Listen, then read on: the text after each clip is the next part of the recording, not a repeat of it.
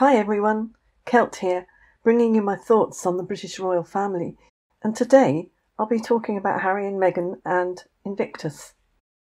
The first thing that jumped out at most of us was the fact that Meghan declared she had not planned on speaking that night, but she did speak, and people were praying she'd stop. She gushed about Harry as usual, as if he's the latest product she's trying to sell. She was definitely trying way too hard to prove to people how much she loves Harry, or how much they love each other. Cupping his face in her hands and gazing at him and giving him a full-on kiss was not something that most of us wanted to see. She also never lost that ability to spot the camera, no matter how far away it is, no matter how high or low down it is, or off at an angle. She will find that camera with her laser eyes and lock onto it, as she did more than once. In fact, take a look at this video clip. She's giving her death stare, spots the camera, and in a nanosecond switches into benevolent, smiley, humanitarian mode. Meghan hates Harry. You can see it in her eyes. She despises him, and then she switches when she sees the camera. Look, her eyes look so dark, and then, oh, camera, switches personality. Look at the way she looks at him. Look at the darkness there in her eyes.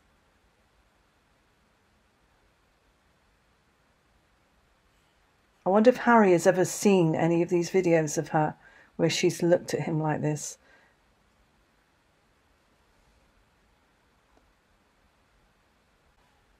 If I was Harry, I think I would be sleeping with one eye open. Well, moving a woman's wheelchair with her actually in it was an absolute no-no. It's something that you just don't do.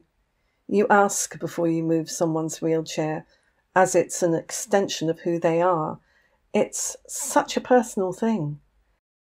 I would say it was equivalent to grabbing hold of someone's legs and physically moving them out of the way.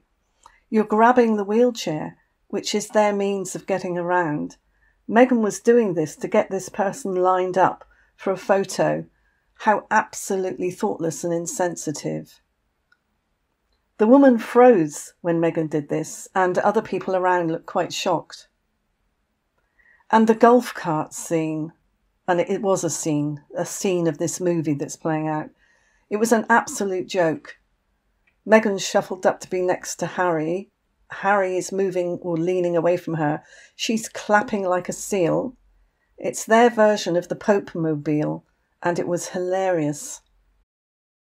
But it was insensitive to be in a golf cart when there are people in wheelchairs there. I don't know, it just didn't seem right to me. Everything about their appearance there was fake.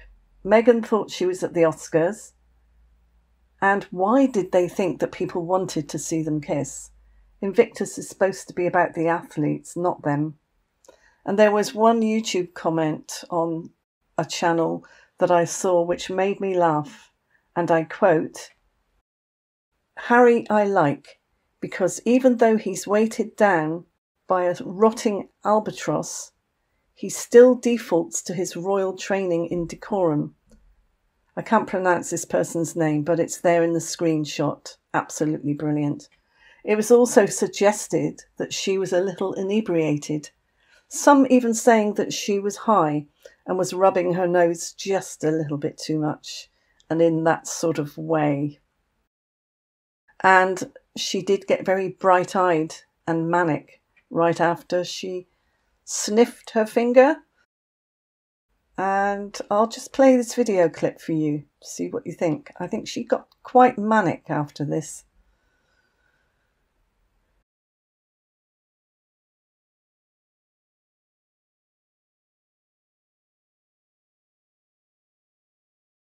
She definitely seemed like she'd had a drink, because she seemed similar to the hyped up way she was at the Windsor walkabout after the Queen had passed, and Meghan wasn't even supposed to be there, so she gate crashed, and she was alleged to be drunk, not just smelling of alcohol, but actually drunk.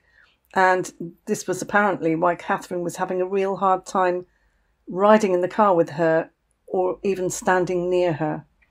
So someone else posts, and their name is here in the screenshot, "Why are you able-bodied 40-year-olds being mechanically driven past disabled veterans?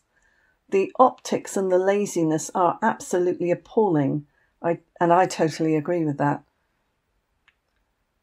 Another name being given to Meghan now is the limpet, because of the way she's clinging on to Harry.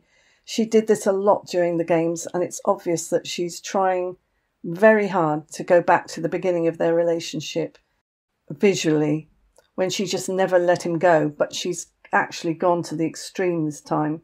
It's so over the top, so much overacting. I think it was great that President Trump said that he's going to leave Harry alone because he's got enough to deal with Meghan because she's terrible. His exact words were, and I quote, "I don't want to do that." And this is in regard to deporting Harry. And then he continues, "I'll leave him alone. He's got enough problems with his wife. She's terrible." End quote. So it seems that Trump is not going to remove Harry because of his previous drug use. Maybe he sympathises and possibly understands that anyone would need medication to live with Meghan. The Times of India headlines made me smile. And I quote, "Whole Britain was laughing and reaction to Donald Trump calling Meghan Markle terrible. Harry's weak jibe." The thing that people are laughing at is the entertainment that President Trump is providing by calling Meghan terrible, and it came at the cost of the UK's prodigal son, Harry. Following Trump's remark, Meghan released a big statement on her Instagram, and she shared a video from the Invictus Games saying, "Let the games begin." That sounds a bit like a challenge, doesn't it? She then goes on to talk about the Invictus Games, but I'm wondering if she's regarding what Trump has said as some sort of challenge. I'm sort of half expecting her to try and hit back at him personally in some way. I don't know how she would do that, but I bet she's seething at what he said. Harry, however, did suddenly appear to hit back at President Trump because he made a veiled insult, it seemed, by talking about his speech at the start.